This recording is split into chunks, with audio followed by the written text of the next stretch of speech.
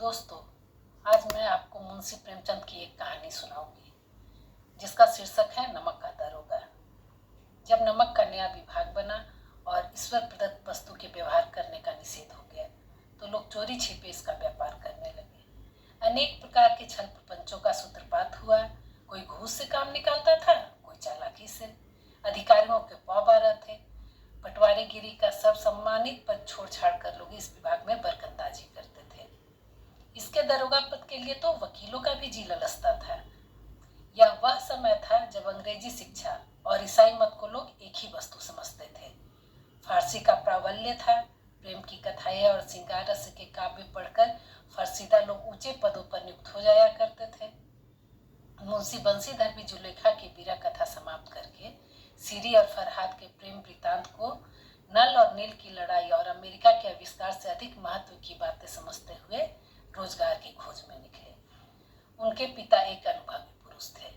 समझाने लगे, बेटा, घर की दुर्दशा देख रहे हो, ऋण के बोझ से दबे हुए हैं। लड़कियां हैं वे घास फूस की तरह बढ़ती जाती है। मैं कगारे पर का वृक्ष हो रहा हूँ, ना मालूम कब गिर पड़ूं। अब तुम ही घर के मालिक मुख्तार हो। नौकरी में ओहदे की ओर ध्यान मत देना, यह तो पीर का मजार है। निगाह चढ़ावे और चादर पर रखना। ऐसा काम ढूंढना जहाँ कुछ ऊपरी आय हो।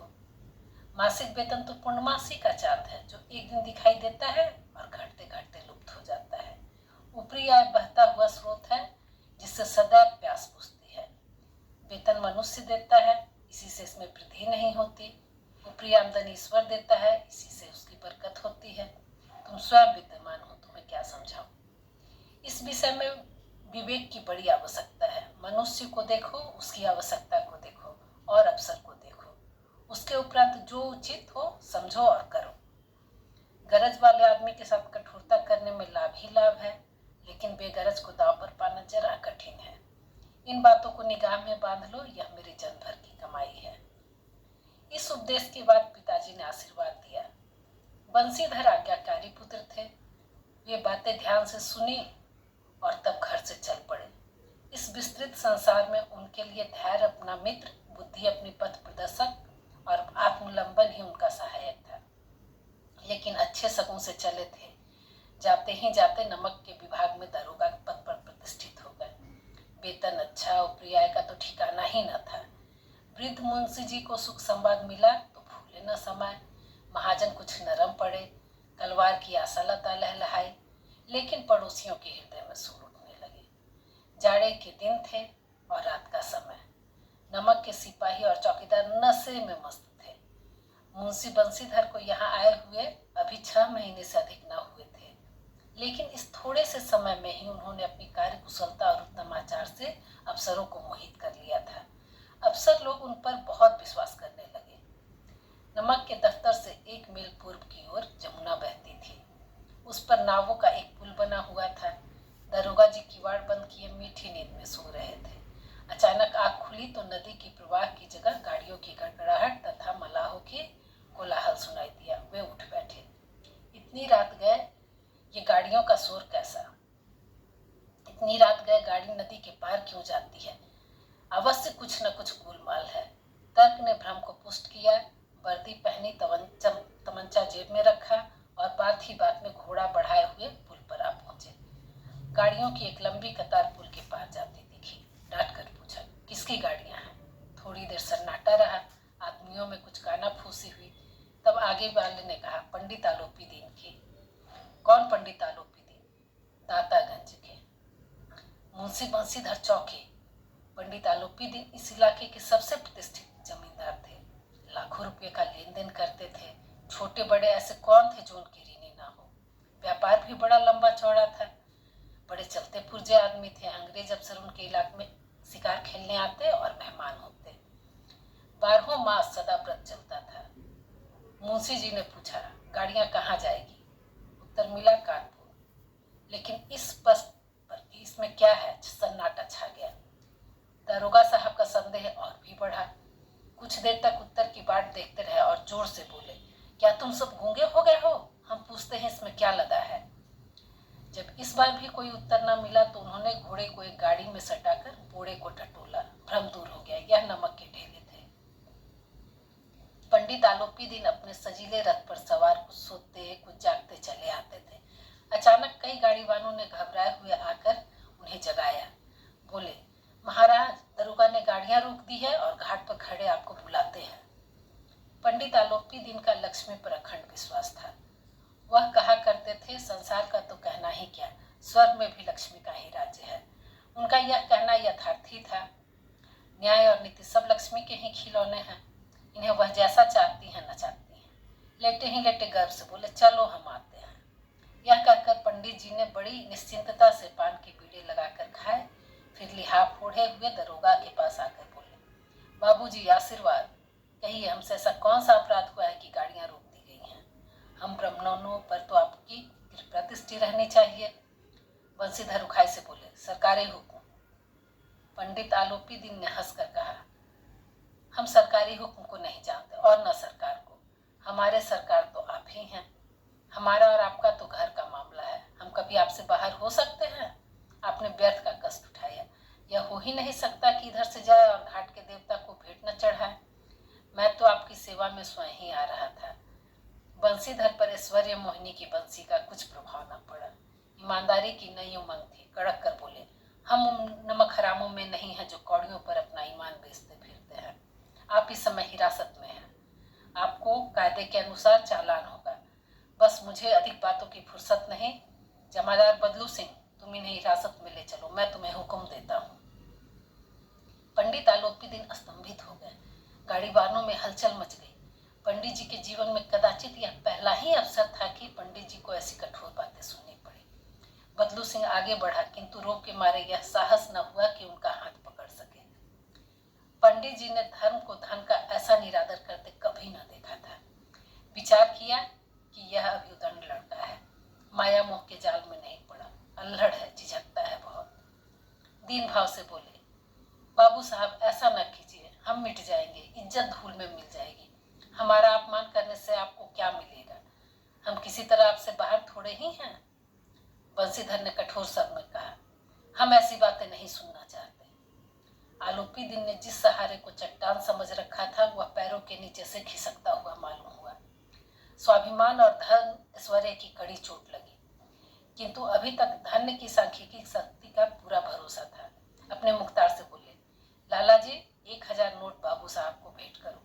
आप इस समय भूखे से हो रहे हैं। बंसीधर ने गर्म होकर कहा, 1000 नहीं, 1 लाख भी मुझे सच्चे मार्ग से नहीं हटा सकते। धर्म की इस बुद्धिहीन दृढ़ता और देर दुर्लभ त्याग पर मन बहुत ही झुंझलाया। दोनों शक्तियों में संग्राम होने लगा। धन ने उछल उछल कर आक्रमण करने शुरू किए। 1 से 5, 5 से 10, 10 से 15, 15 से 20,000 तक नौबत पहुंची, किंतु धर्म अलौकिक वीरता के साथ बहुसंख्यक सेना के सम्मुख अकेला पर्वत की भांति अटल अविचलित खड़ा था। आलोपी दिन निराश होकर बोले, अब इससे अधिक मेरा साहस नहीं है, आगे आपको अधिकार है। बंसीधर ने अपने जमादार को ललकारा। बदलू सिंह मन में दरोगा को गालियां देता हुआ पंडित आलोपी दिन की ओर बढ़ा। पंडित जी घबराकर तो 3 कदम पीछे हट गए। अत्यंत दीनता से बोले, बाबू साहब, ईश्वर के लिए मुझ पर दया कीजिए, मैं 25,000 पर निपटारा करने को तैयार हूँ। असंभव बात है। 30,000 पर? किसी तरह भी संभव नहीं। क्या 40,000 पर भी नहीं? 40,000 नहीं, 40 लाख पर भी असंभव है। बदलू सिंह, इस आदमी को हिरासत में लो, अब मैं एक शब्द भी नहीं सुनना चाहता। धर्म ने धन को पैरों तले कुचल डाला। आलोपी दिन ने एक हृष्ट पुष्ट मनुष्य को हथकड़ियां लिए हुए अपनी ओर आते हुए देखा तो चारों तरफ निराश और कतार दृष्टि से देखने लगे। उसके बाद मूर्छित होकर गिर पड़े। दुनिया सोती थी पर दुनिया की जीभ जागती थी। सवेरे देखे तो बालक वृद्ध सबके मुंह में यही बात सुनाई देती थी, जिसे देखिए वही पंडित जी के व्यवहार पर टीका टिप्पणी कर रहा था। निंदा की बौछारें हो रही थी, मानो संसार से अब पापी का पाप कट गया। पानी को दूध के नाम पे बेचने वाला ग्वाला, कल्पित रोजाना मचे भरने वाले अधिकारी वर्ग, रेल में बिना टिकट सफर करने वाले बाबू लोग, जाली दस्तावेज बनाने वाले सेठ और साहूकार, यह सब के सब देवता की भांति गर्दनें चला रहे थे। दूसरे दिन जब पंडित आलोपी दिन अभियुक्त होकर कांस्टेबल के साथ हाथों में हथकड़ियां, हृदय में ग्लानि और क्षोभ भरी लज्जा से गर्दन झुकाए अदालत की तरफ चले तो सारे शहर में हलचल मच गई। मेलों में कदाचित आंखें इतनी व्यग्र न होती होंगी, भीड़ के मारे छत और दीवार में कोई भेद न रहा। किंतु अदालत में पहुंचने को देर थी। पंडित आलोपी दिन इस सगात बन के सिंह थे। अधिकारी वर्ग उनके भक्त, अमले उनके सेवक, वकील मुख्तार उनके आज्ञापालक और अर्दली, चपरासी और चौकीदार तो उनके बिना मोल के गुलाम थे। उन्हें देखते ही चारों तरफ से दौड़े। सभी लोग विस्मित हो रहे थे, इसलिए नहीं कि पंडित आलोपी दिन ने यह कर्म किया, बल्कि इसलिए कि वह कानून के पंजे में कैसे है। ऐसा मनुष्य जिसके पास असाध्य साधन करने वाला धन और अनन्य वाचालता हो, वह कानून के पंजे में कैसे आए। प्रत्येक मनुष्य उनसे सहानुभूति प्रकट करता था। बड़ी तत्परता से इस आक्रमण को रोकने के लिए नियमित वकीलों की सेना तैयार की गई। न्याय के मैदान में धर्म और धन में युद्ध ठन गया। बंसीधर चुपचाप खड़े थे। उनके पास सत्य के सिवा न कोई बल था, न स्पष्ट भाषण के अतिरिक्त कोई शस्त्र। गवाह थे, किंतु लाभ से डावाडोल। यहाँ तक कि मुंशी जी को न्याय भी अपनी ओर कुछ खींचा हुआ दिखाई पड़ता था। वह न्याय का दरबार था, परंतु उनके कर्मचारियों पर पक्षपात का नशा छाया हुआ था। किंतु पक्षपात और न्याय का क्या मेल। जहाँ पक्षपात हो वहाँ न्याय की कल्पना ही नहीं की जा सकती। मुकदमा शीघ्र ही समाप्त हो गया। डिप्टी मजिस्ट्रेट ने अपनी तजवीज में लिखा, पंडित आलोपी दिन के विरुद्ध दिए गए प्रमाण निर्मूल और भ्रमात्मक है। यह एक बड़े भारी आदमी है। यह बात कल्पना से बाहर है कि थोड़े से लोभ के लिए इन्होंने ऐसा दुस्साहस किया हो। यद्यपि नमक के दारोगा मुंशी बंसीधर का अधिक दोष नहीं है, लेकिन यह बड़े खेद की बात है कि उनकी उदंडता, विचारहीनता के कारण एक भले मानुष को कष्ट झेलना पड़ा। हम प्रसन्न हैं कि वह अपने काम में सजग और सचेत रहता है, किंतु नमक के मुकदमे की बढ़ी हुई नमक हलाली से उनके विवेक और बुद्धि को भ्रष्ट कर दिया है। भविष्य में उसे होशियार रहना चाहिए। वकीलों ने यह फैसला सुना और उछल पड़े। पंडित आलोपी दिन मुस्कुराते हुए बाहर निकले। स्वजन बांधवों ने रुपये की लूट की। उदारता का सागर उमड़ पड़ा। उसकी लहरों ने अदालत की नींव तक हिला दी। जब बंसीधर बाहर निकले तो चारों ओर उनके ऊपर व्यंग बाणों की वर्षा होने लगी। चपरासियों ने झुक झुक कर सलाम किया, किंतु इस समय एक कटु वाक्य, एक एक संकेत उनकी गर्वाणी को प्रज्वलित कर रहा था।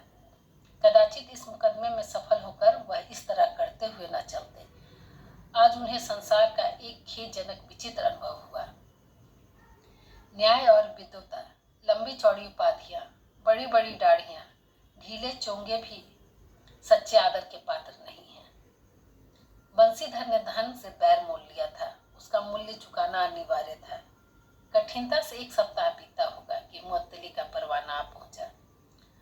कार्यपरायणता का दंड मिला। बेचारे भग्न हृदय, शोक और खेद से व्यथित घर को चले। बूढ़े मुंशी जी तो पहले से ही कुड़बुड़ा रहे थे। चलते चलते इस लड़के को समझाया था, लेकिन इसने एक ना सुनी। सब मनमानी करता है। हम तो कलवार और कसाई के तगादे से हैं, बुढ़ापे में भगत बनकर बैठे हैं। वहाँ बस वही सुखी तनख्वाह। हमने भी नौकरी की है और कोई ओहदेदार नहीं थे, लेकिन काम किया, दिल खोल कर किया। आप ईमानदार बनने चले। घर में चाहे अंधेरा हो, मस्जिद में अवश्य दिए जलाएंगे। खेद ऐसी समझ पर। पढ़ना लिखना सब अकारथ गया। इसके थोड़े ही दिन बाद जब मुंशी बंसीधर इस दुर्वस्था में घर पहुंचे तो बूढ़े पिताजी ने समाचार सुना और सिर पीट लिया।